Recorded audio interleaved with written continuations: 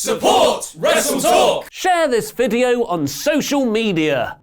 The Undisputed Era prophecy comes true. Imperium invade NXT and the entire roster rumbles to end the show. And yes, we're reviewing NXT like this now. Click the timestamps in the video description below to go straight to any of those stories and learn more. I'm El Fagador Laurie Blake, and as you've seen, the WrestleTalk Magazine hit shops in the UK today, so look out for that while on your travels. And if you fancy traveling down to the comments section below, why not leave one and answer the question of the day, which is, was NXT's first live show the best it could have been? And click the eye above my head to give your rating of the show, where you can choose from an EST NXT, undisputedly good, the finest, 2 out of 5 live, and Cameron Grimes' hat, as I review the 18th of September episode of NXT. Triple H opens the show like a floating head, like he's in the Iron Man suit or the video for Bohemian Rhapsody, but as we all know, Hunter Hearst Helmsley isn't a poor boy and everybody loves him. He says, there are moments in life where everything changes in the blink of an eye. Tonight,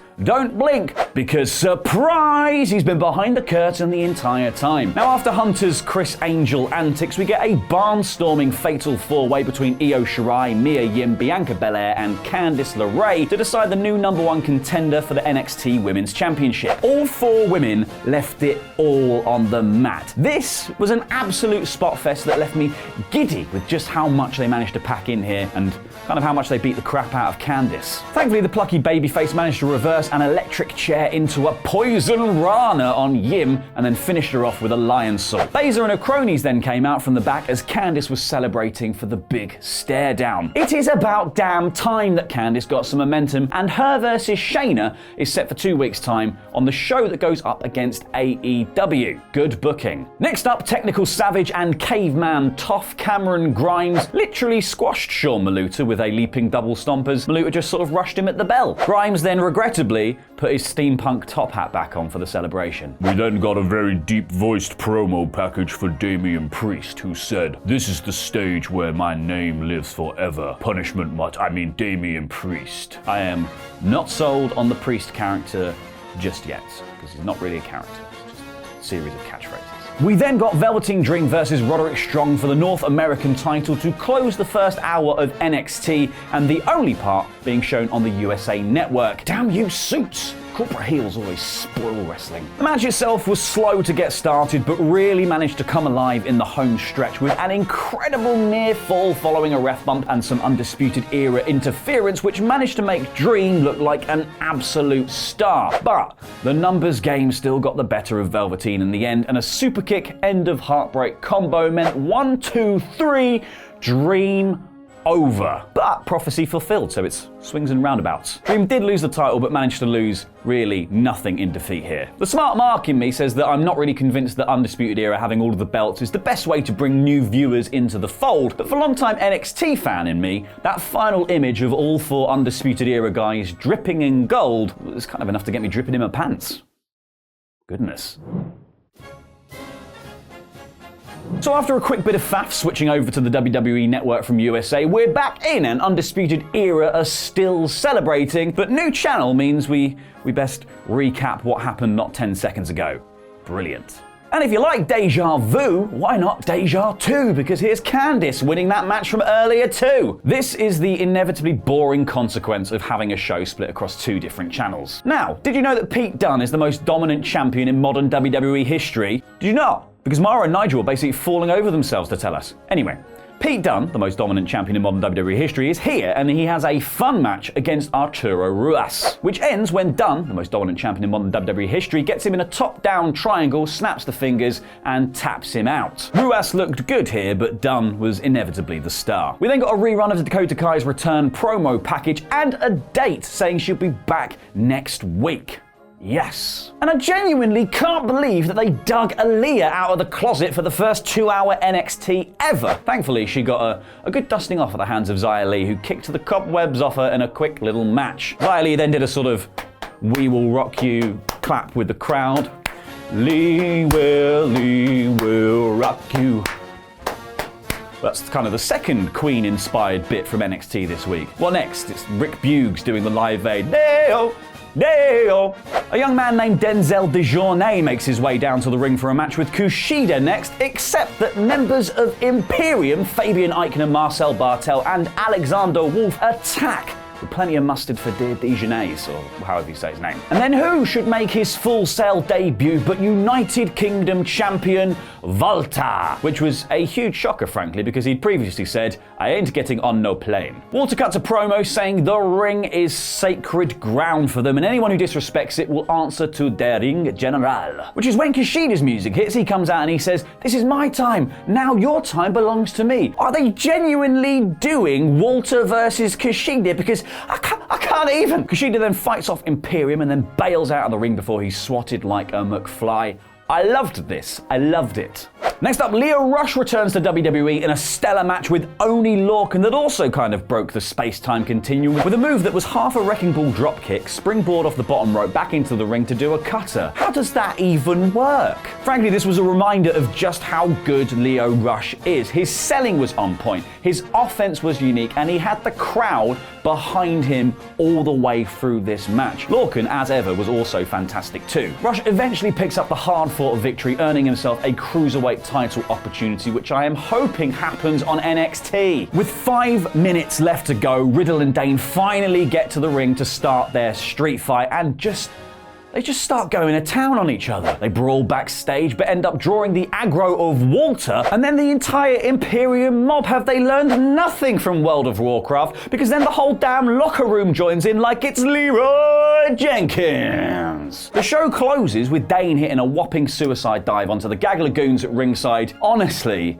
what a finish to the first ever 2-hour show. Interestingly then, in a clip on YouTube post-show, Regal comes out at the end and rebooks the Killian Dane and Riddle street fight for next week. He's very angry with them for brawling, but actually rewarding them massively because you've been bumped to the TV half of the show because we're going to be on USA next week, and the winner gets to face Adam Cole for the NXT Championship. I am useless at disciplining people. I'm useless. To my mind, this week's NXT was an amazing way to set out your stall and say, look at our wares, people of USA. We've got a Pete Dunne, we've got an Imperium, we've got the Undisputed Era, and somehow they still had time for newer talents like Cameron Grimes, Xia Li, and even though she's an older talent, Aaliyah got to appear. But kind of inevitably, as shows that are split into 2 halves on 2 different channels you think would be, it felt ever so slightly disjointed. Yeah, the big marquee matches were loaded into the USA half, but to my mind, the best stuff was actually on the network side of things. So while I really enjoyed NXT and it had top quality matches and some really good angles in it, it is not quite the EST,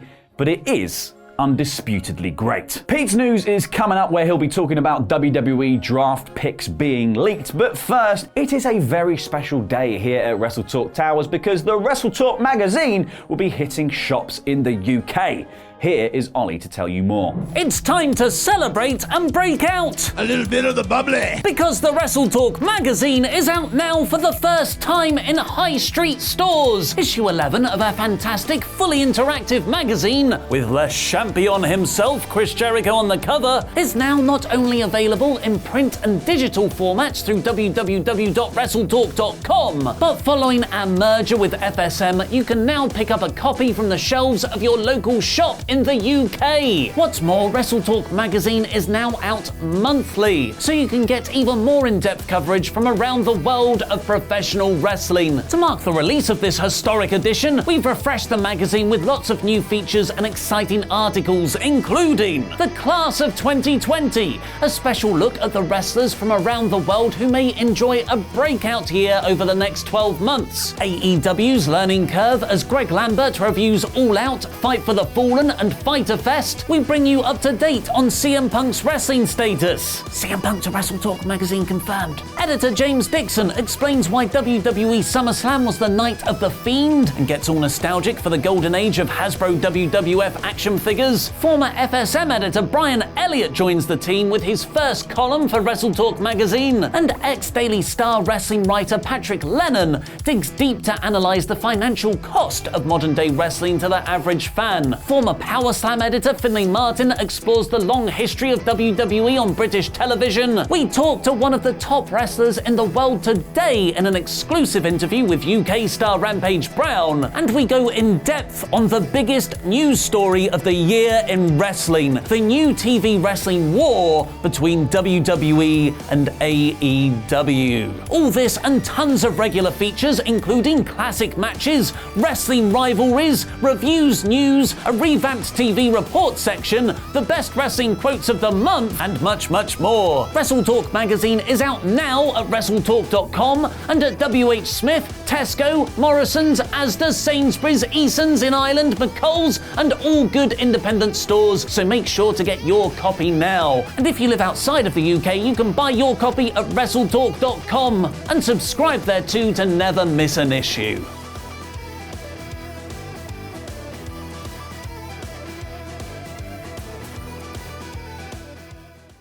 Nice review, Laurie, and I can't believe they're holding all the gold. It's about time. Yeah. Do I look cool? Tell me when it stops being cool. While NXT's debut on the USA Network, for the first hour anyway, seems to have been a rather good show, it wasn't all rainbows and smiles throughout for those in charge of WWE. Their rival program of AEW, which starts at the same time on Wednesday night on October 2nd, ran a commercial during this episode of NXT after the conclusion of the Women's Fatal 4-Way. According to Fightful, while the commercial wasn't ran nationally, it was shown in some pretty key markets, including New York, Philadelphia, Tampa, Dallas, Detroit, and more. But sure, there's no war coming.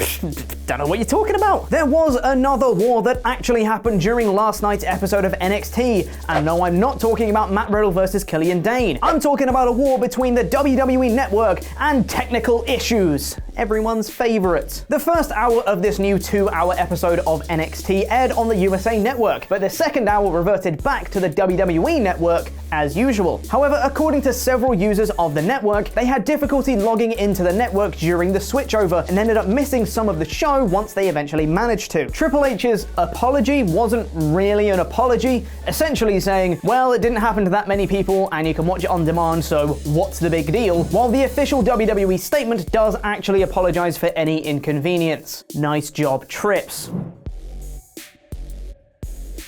Moving away from NXT now though, and everything is go in WWE as of late, isn't it? SmackDown moving to Fox, there's a draft coming up, Brock Lesnar's back and challenging for the top title, and Raw is getting a season premiere. Oh, you didn't know about that last one? Oh, that's only because it's never been mentioned before. The venue that is hosting Raw on September the 30th, the Talking Stick Resort Arena in Phoenix, Arizona, took to Twitter to say, as if the season premiere of Raw on September 30th wasn't big enough, we are now getting an appearance by the Beast, Brock Lesnar. Raw's been running since 1993, mate. It can't exactly be a season premiere. But possibly the bigger news here is that Brock Lesnar will be making an appearance on Raw, considering he returned on SmackDown this week and is assumed to be a SmackDown star heading forwards, especially once SmackDown moves to Fox on October 4th. Perhaps this season premiere is just another WWE buzzword fest and doesn't actually mean anything, but it's a way to try and build some hype around the show. But the season premiere very well may be where we get some major shakeups in the WWE before the draft and SmackDown's move to Fox. It had been previously reported by WrestleVotes on Twitter that WWE would be moving back to a two-man commentary team. It had also then been reported that it would be Michael Cole and Corey Graves on SmackDown, further proof that SmackDown will be considered the A show moving forwards. But where does that leave Raw? Well, in another update from WrestleVotes, the supposed plan for Raw right now is to have 205 Live and NXT UK lead commentator Vic Joseph make the jump, and alongside him, Dio Madden. Who? Dio Madden is a former NXT talent who began commentary for 205 Live just a couple of weeks ago, which is a perfectly normal amount of time to gain experience before you thrust him into the spotlight of your biggest show. Just makes so much sense. Where this leaves Renee Young, Byron Saxton, and Tom Phillips is anyone's guess right now, though with a SmackDown talk show supposedly in the works for FS1, one would think someone like Renee would be a perfect fit for that show. Speaking of being perfect fits for shows, and WWE announced the draft is coming back on October 11th and 14th, re-splitting the Raw and SmackDown rosters. Triple H recently confirmed that NXT will not be a part of the draft, so don't expect any call-ups. However, with SmackDown becoming the A show, some changes are going to be made, and it seems some leavers and remainers for SmackDown, I promise this has nothing to do with Brexit, have potentially been leaked. In a promotional video for SmackDown last week, Becky Lynch, Rey Mysterio, Alexa Bliss, and The Miz were all advertised for SmackDown shows, which indicates they all could be moving across to the Blue brand in the draft. But now, there's more. An advertisement for SmackDown in Philadelphia on November 15th is promoting Kofi Kingston, Kevin Owens, Randy Orton, Bayley, Roman Reigns, Brock Lesnar, and the aforementioned Becky Lynch to all be at the show. This wouldn't have been a big deal if Becky Lynch wasn't there, but considering the current Raw Women's Champion is being advertised for the Blue brand, perhaps there's some credence to be lent to the other wrestlers also staying on the Blue show when it comes time for the draft. Of course, cards subject to change, and this is just an advertisement for a show, which are always inherently untrustworthy, but it is worth bearing in mind. I for one can't wait to see who gets picked for each show, and can't wait for the biggest upset of them all. Mojo Rawley is the #1 pick. Press the button on screen now to buy the WrestleTalk magazine, which is now also available in high street retailers across the UK. Plus, it's time for Rambo Last Blood in our latest Cineworld partnered series of videos, so click the video on the right to be taken over there now, including a frankly ridiculous skip we did which made us all pink. Literally. A special thank you to our pledge hammers on Patreon, some of whom you can see scrolling below me right now. I've been Chopper Pete Quinnell, and that was wrestling.